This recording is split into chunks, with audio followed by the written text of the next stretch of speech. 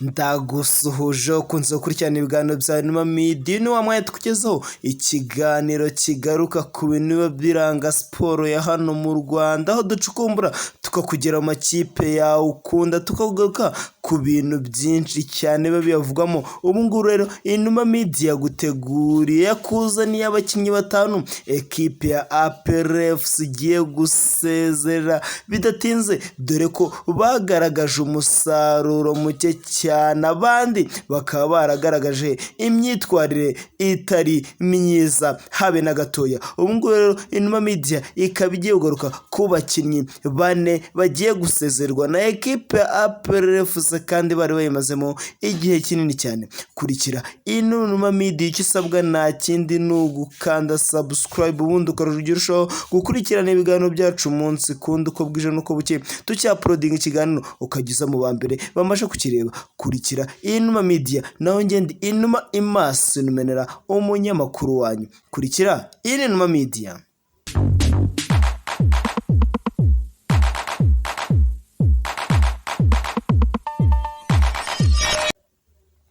Ku mwanya wa kane w'abakinnyi bakunzwe kandi bagiye gusezererwa na ekipe ya APR FC turahasanga uwo benshi mwatangiriye mutazira Edson Cavani El Matador, na undi ni Mugunga Yves, yazamutse neza azamukira muri ekipe y'Intara Academy ya ekipe ya APR FC, aho yazamutse ubona ari umwataka ufite igihagararo kidasanzwe kandi ufite n'ubuhanga budasanzwe ku muri football, mbe kuri baro ari umukinnyi ushobora gufata baraka yakina inyuma ya box akerimi n'abadefanseri 3, 4, 5, akaba yatsinda igitego imwe muri karite abataka b'Abanyarwanda batari bafite. Ariko uyu Edson Cavani mwakunze kwita Mugunga Yves niwe wari uyifite, ariko kugeza ubu ngubu nakubwira ko ari ku rutonde rw'abakinnyi ekipe ya APR FC igiye kwirukana kubera imyitwarire mibi cyane ndetse n'umusaruro waje kugeraho ukabura muri ekipe ya APR FC, dore ko Mugunga Yves yagiye akuzuza ku mubiri we ibintu by'amatati waje menshi cyane, akipfumuza amatwi ahantu hose. Ibi ngibi ekipe ya APR FC akaba ari muri bimwe mu byo ishingiraho ivuga ko Mugunga Yves ari umwe mu bakinnyi bakwiye kwisohokamo muri iyi sezo, mbe badakwiye kuba bakinamo muri sezo itaha.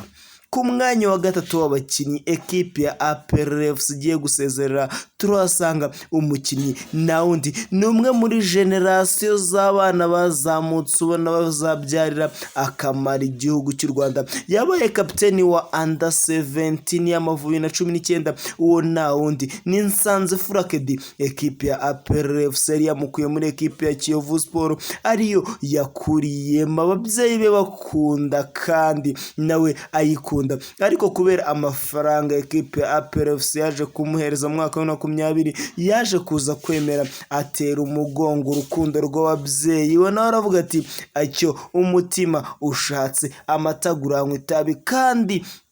aho ifaranga rikubise ahita horoha. Rero Nsanzimfura Kedi yaje guhitamo kwerekeza muri ekipe ya APR FC, biza gutuma abura umwanya wo gukina, dore ko igihe yerekezaga muri ekipe ya APR FC harimo abakinnyi benshi bakomeye, nakubwira nka Niyonzima Olivier Sefu, Bukuru Christophe na Manishimwe Djabel, aribo bakinaga mu mutima hagati, hari mu kibuga hagati, ari nabyo byatumye Nsanzimfura Kedi abura umwanya wo gukina. None bikaba bigaragara ko yabuze umwanya wo gukina muri ekipe ya APR FC, ubu ngubu ikaba yamaje gufata umwanzuro yuko nawe akwiye kwirukanwa, kandi Nsanzimfura Kedi akaba afite n'ibindi bibazo byinshi bya indiscipline case muri ekipe ya APR FC, kuko APR FC umwaka ushize yamuhagaritse amezi 6 yose adakandagira ku kibuga cy'imyitozo, atanagaragara mu mukino n'umwe wa ekipe ya APR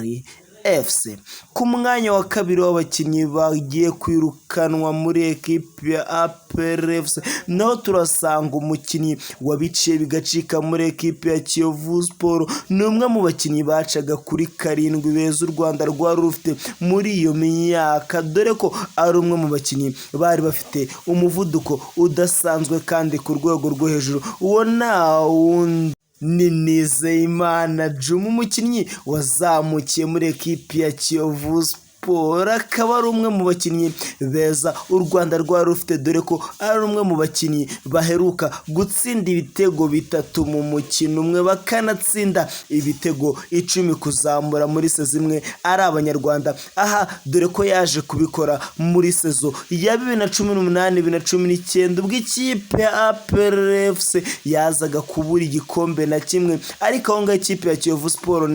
Nizeyimana Djuma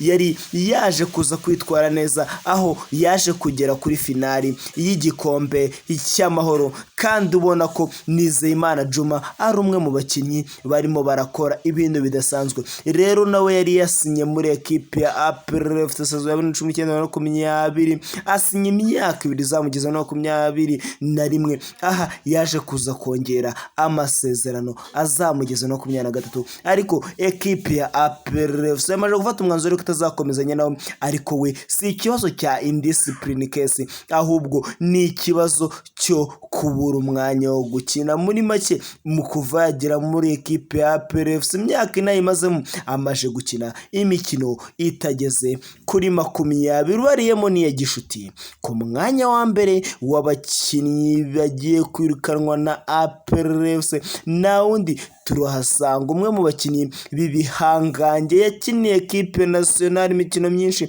yanyuze muri ekipe ya Rayon Sport. Ariko mbere yuko muvuga, wowe ikisabwa nta kindi hano ku Numa Media n'ukanda subscribe, ubundi tukajya turushaho kubana uko bwije n'uko buke, tukakugerera hirya no hino, tukakuzanira amakuru acukumbuye muri siporo, imyidagaduro, mbe amakuru yose ari hiti mu Rwanda muri segema zose wayasanga hano ku Numa Media. Ku mwanya wa mbere naho turasanga kapiteni wa ekipe ya APR FC ibihe byose, Manishimwe Djabel,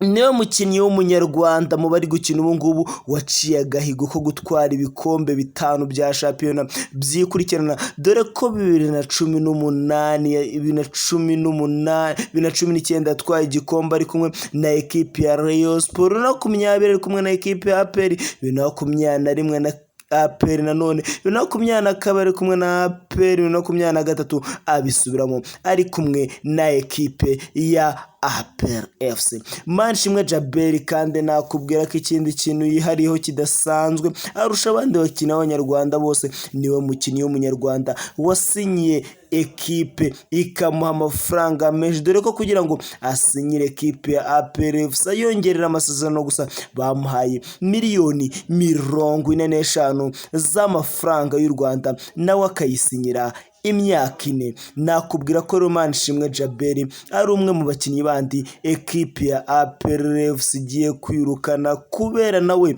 umusaruro muke, ndetse na zimwe muri indiscipline kazi ko byaje kugaragara ko hagihe yaje gushwana n'umukinnyi Ishimwe Anicet kubera ko amuryana umwanya, mbehe muri make yamwicaje, kandi bigaragara ko Djabel amurusha experience nka kapiteni w'ikipe. Naka kana ka Ishimwe Anicet kadashaka kumwumva, ariko kugira ngo ababere urugero ahubwo akajya arashwana nabo. Abo n'abakinnyi bane ekipe ya APR FC igiye gusezerera. Nakubwira ko amakuru ya transfer hano mu Rwanda uzajya yasanga hano ku Numa Media. Wowe kisabwa nta kindi n'ukanda subscribe. Ciao ciao, ndi Inuma Imasimenera, turi kumwe ndabakunda.